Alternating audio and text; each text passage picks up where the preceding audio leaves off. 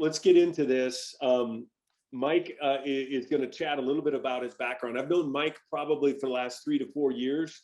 We've had a chance to work on some pretty cool projects together. I consider him a friend, and more importantly, a really smart dude, for lack of a better term, in cybersecurity. He served some really cool roles he'll talk about, but really value Mike's opinion on what's going on with cyber, his experience, and we'll talk a little bit about that today. So Mike, I'll turn it over to you.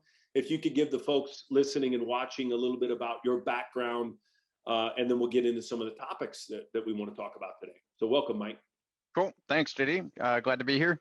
Yeah, so my current role is working on security delivery, kind of architecture and services delivery, focused on healthcare clients. And so really understanding the nuances of that market. My background, I've been in IT for over 20 years and started out as an engineer and doing systems management. We were an early adopter of Active Directory. And so I got really exposed to identity management, going from NT domains to Active Directory at NT, right, a long time ago.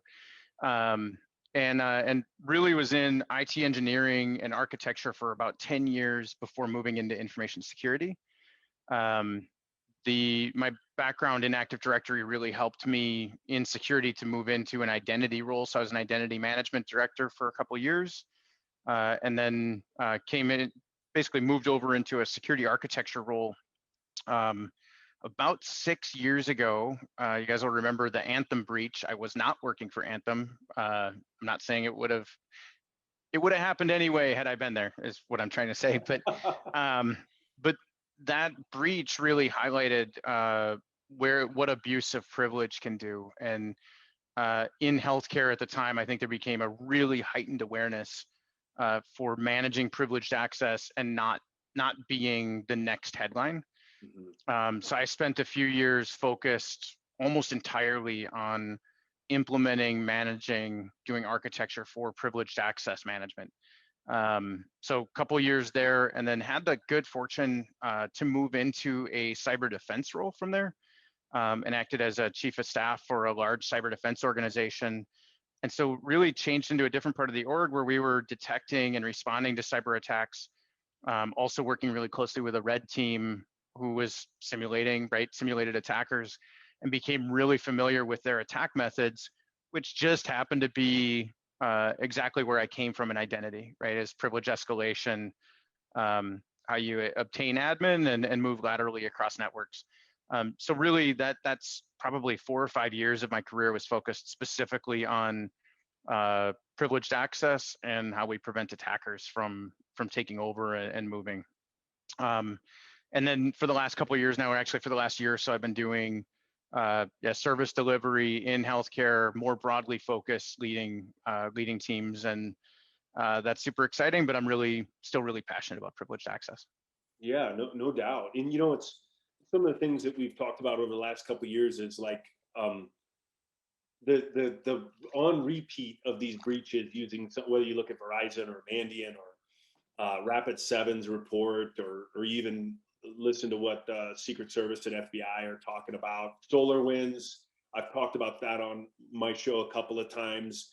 The whole goal of an attacker is low effort, high impact, right? And what seems to happen year over year is the low effort is grabbing a privileged credential. And then they seem to be able to just kind of go where they want and pivot in the network. So what do you think are some of the challenges with privileged access management? And in the sense that this is happening year over year where breaches are leveraging a stolen credential in some capacity. Why is this the number one hit that keeps coming back to organizations year over year? Yeah, so I'm going to answer that. I'm going to go back to something you said just a minute ago too, and SolarWinds is an exception, but I think one other thing that's really important to acknowledge is that attackers have gotten much more skilled. 10 years ago, when we were looking at information security and thinking about attacks, it was the image was a kid in his basement with a Mountain Dew hacking away on a keyboard. Mm-hmm. And now I think we're looking at highly organized gangs who are monetizing the access, right? So they have gotten more skilled and more focused. but they're still focused on the same attack path, which is privilege escalation, privileged access, right? Getting a privileged credential and going with it. So why is it hard? I think I've thought about this a bit, JD, and I know we've talked about it in the past. I think one for me, and I remember my first kind of major privileged access project. It took us over a week just to find out who our administrators were in the environment, who had access to everything, right? Who are the admins of all the servers. You can't query. I'll use Active Directory, right? I'm a fan of Microsoft. Don't get me wrong, but you can't query Active Directory and say show me all the server administrators. You have to go to each device basically and ask individually who are your administrators, right? So gathering that information, modeling that information is really difficult, and I think still for the most part is difficult to know who has access, what do I need to manage, and in a lot of environments it's completely uncontrolled. So that kind of visibility into privilege is, I think, really hard. And two is, especially when we look at most privileged access approaches, right? It's you're adding extra steps, you're making passwords change every day or every 10 minutes or whatever. So most of the steps that we've taken in the last 10 years to manage privilege make life harder on the administrators, on the engineers and the administrators who have a job to do, and frankly are the lifeblood of the company as we become kind of more and more dependent on IT. So you're almost like picking on this dial where efficiency is on one side and security is on the other. You're almost like turning this dial and deciding where to stop, or how far to go. And most companies, right, you're talking about changing a culture of how you use passwords, how you do privileged access, go to this privileged access workstation, now go check out a password. Anyway, so there's all these extra steps. So you're making life a lot harder for administrators and changing a culture of how they do things. I think beyond the technology, that's the hardest part right there. You're right. The cultural impacts in the customers that I talk to, and whether it's Fortune 500 or smaller organizations that like, hey, we've got a problem. We've only got a couple hundred machines, a couple admins. We still think this is a concern. It's still the whole, you said efficiency versus security. I love that. Ease of use, compliance versus security, all those things weave into the cultural impact of rolling out a control, which if you believe in CIS, if you believe in NIST, CSF, and the cybersecurity framework, it's a major pillar to really make sure you've got a strong security program, and that's admin access control. And I think it's one of the hardest things to do. You've been involved in threat and vulnerability management programs, right? And you've been involved in asset, and all those things need to be done on a continuous spectrum with visibility. But there's nothing that gives, I think, organizations a fighting chance to know where their attack surface is with regard to the admin access. And I think that's why the attackers are picking people off, is you can't protect what you're not seeing. I think the parallel, like looking at threat and vulnerability, for example, right, is most vulnerability management tools. If I go scan the environment with a privileged credential, of course, it'll give me a dashboard and show me you've got 780, hopefully not, right, but 787 critical vulnerabilities. Here's the machines where you have to go patch right away. Here's all your high vulnerabilities, your mediums, right? But you get a dashboard right away and you can see how good or bad it is. Right away, right, when you scan. It's a little more complicated than that, but not much. In privileged access, I can go buy and name, I'm not bashing anybody here, but name a tool on the market. I can go buy a tool, and most of them, I can put it in my environment, and it's not going to give me a dashboard showing me JD's got administrative access to 987 machines, right? It doesn't tell you that. And so I think, like, for the most part, they trust you to figure that out, and there's not a great guidebook for managing privileged access. Right. Yeah. And that's in our talks as we've gotten into architecture and everything. That's the thing that one of our main theses, or a key part of our narrative, is let's provide visibility at scale across on-premise and cloud, right? So people know where this stuff is. We don't want to make them install additional agents. They've got enough of those. get the visibility, and then you can move into, well, then how do we do remediation to play on, remedian? And our thought about that is just-in-time administration. I know and have talked to organizations that had done a really good job at investing in some of those legacy tools that we talked about, the people that have built really good programs in privileged access, and they're fighting the good fight. We see, this thing not being a static program. Privileged access management has to evolve. Talk to me a little bit about how you see potentially just-in-time administration as the next evolution in privileged access management. Yeah, I think I'll talk about the next evolution of privileged access management, which I think just in time is an important part. Perfect. Because the best way to manage privilege is to not have privilege. Yep. Right? You can't exploit something that doesn't exist. So I do think that just in time is a really important piece. I personally think that, and I've expressed this more than once, is like multi-factor authentication everywhere. And this is personal, as like on my personal stuff, as well as like on the corporate network, right? If I go RDP to a machine that I've never RDP'd to before, I should be prompted for MFA credentials, right? That should just be table stakes. I haven't seen that yet, right? We'll get there, but that's my dream, right? Is to have intelligent MFA everywhere. So that's kind of number one. Reducing privilege, right? Just in time, removing standing access. Just because I'm a support person in a help desk doesn't mean I should have admin access to every machine all the time. Right. I should be able to get it easily so I can seamlessly do my job. But having access to the whole environment doesn't make a lot of sense, especially, I could go on and on, right? But if I'm using a primary ID, the same one I'm using to check my email, which is where most attacks come in through, and all I have to do is click on one link one time, and the person who sent me that email has access to the entire environment, right? That's just crazy. So MFA everywhere, visibility into who has privileged access, reducing privileged access, right? Modeling and reducing privileged access. And then I think looking for ways to kind of creative solutioning so that we can manage it in a way that reduces friction, right? That helps increase that efficiency, reduces friction. So your engineers can be super effective, embrace the change rather than fighting it tooth and nail every step of the way because you're making their life harder and their workload never goes down, right? So That's a key point. I think wider adoption with any security control is essential, and PAM seems to be the hardest one that we're struggling to get wider adoption on. And I think you illuminated a lot of those challenges culturally, why that's the case.